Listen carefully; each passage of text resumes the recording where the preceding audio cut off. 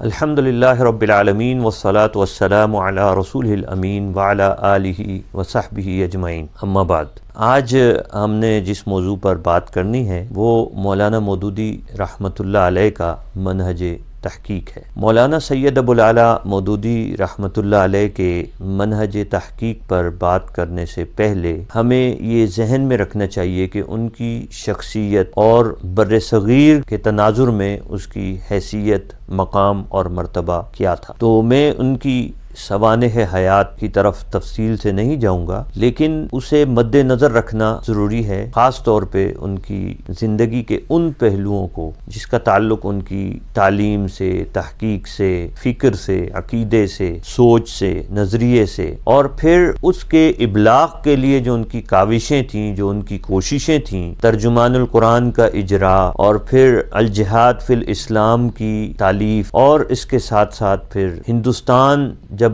مشترکہ ہندوستان تھا، پاکستان اور ہندوستان دو الگ ملک وجود میں نہیں آئے تھے، تو اس وقت جبکہ یہاں پر برطانوی راج تھا، تو مولانا سید ابوالعلا مودودی رحمۃ اللہ علیہ نے یہاں کے مسلمانوں کو کس ذریعے سے متوجہ کیا، ان کو کیسے ان کے فرائض یاد دلائے، ان کی حالت زار پر بھی انہوں نے نوحہ پڑھا، لیکن اس کے ساتھ ساتھ اسلامیان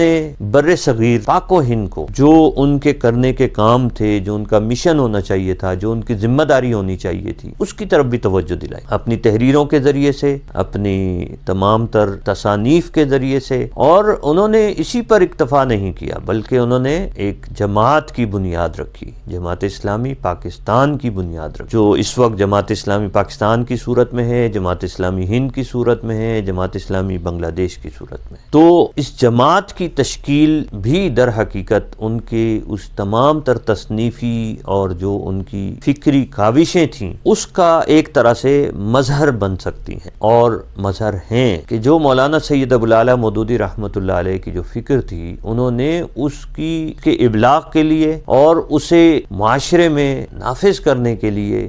بڑے پیمانے پر عام کرنے کے لیے جماعت بھی تشکیل دی۔ اس اعتبار سے جب آپ اسلامی تاریخ کے کئی نامور جب اہل علم کو دیکھتے ہیں تو آپ کو اس لحاظ سے یہ فرق ملے گا، خاص طور پہ آج کے دور کے جو قریب کا جو دور ہم دیکھیں تو اس میں تو آپ کو لا محالہ ایسا نظر آئے گا کہ ایسی شخصیت کہ جس نے اتنا ہمہ گیر کام کیا ہو بر صغیر کی تاریخ میں، خاص طور پہ جو قریب کی تاریخ ہے اس میں آپ کو کم ہی نظر آئے گی۔ مولانا سید ابوالعلا مودودی رحمۃ اللہ علیہ کی فکر کو، پھر ان کے منہج تحقیق کو سمجھنے کے لیے ان تمام پہلوؤں پر نظر ڈالنا بہت ضروری ہے، اور ہم یہ جانتے ہیں کہ مولانا سید ابوالعلا مودودی رحمۃ اللہ علیہ نے وہ تحقیق کا کیا انداز اپنایا کہ جس سے ایک بر صغیر ہی نہیں، پاکستان ہی نہیں، پورے اس خطے میں ہی نہیں بلکہ پوری دنیا کے اندر غیر معمولی اثرات مرتب ہوئے، اور ان کی فکر نے ایک انقلاب برپا کر دی، لوگ اس کی طرف متوجہ ہوئے۔ اپنے تو ظاہر ہے ان کے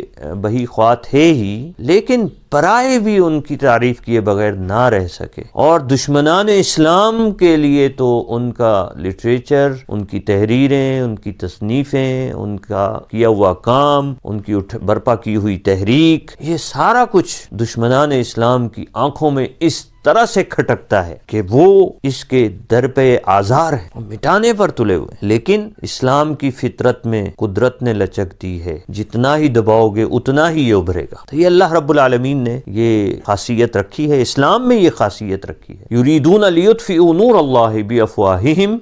واللہ متم نورہ، وہ تو اللہ کے نور کو اپنی پھونکوں سے بجھانا چاہتے ہیں، لیکن اللہ تعالیٰ اپنے نور کو، دین اسلام کو پھیلا کر رہے گا، غالب کر کے رہے گا۔ اور یہ مولانا سید ابوالعلا مودودی رحمۃ اللہ علیہ کی فکر میں آپ دیکھیں گے کہ یہ پہلو آپ کو بہت نمایاں نظر آئے گا۔ آپ کی سوچ آفاقی ہے، آپ کی سوچ غلبہ کی ہے، دین کی اقامت کی ہے، دین کی بالادستی کی ہے۔ الاسلام یعلو ولا یعلی علیہ، اسلام بالادست رہنے کے لیے، مغلوب رہنے کے لیے نہیں ہے، یہ تو اسلامی فکر ہے۔ مولانا سید ابوالعلا العالی مودودی رحمۃ اللہ علیہ کی خاص جو فکر کا جو پہلو ہے وہ یہ ہے کہ ان کی سوچ اسلامی سوچ ہے، خالص اسلامی سوچ ہے، اور انہوں نے اسلام کے ان تصورات کو جس کے اوپر گرد پڑ چکی ان کو نمایاں کیا ہے۔ مولانا کی آپ پڑھیے قرآن کی 4 بنیادی اصطلاحیں پڑھیے، آپ مولانا کی تجدید و احیاء دین پڑھیے، آپ مولانا کی تنقیحات پڑھیے، آپ مولانا کی الجہاد فی الاسلام پڑھیے، آپ مولانا کی اسلام اور ضبط ولادت پڑھیے، آپ مولانا کی اسلام اور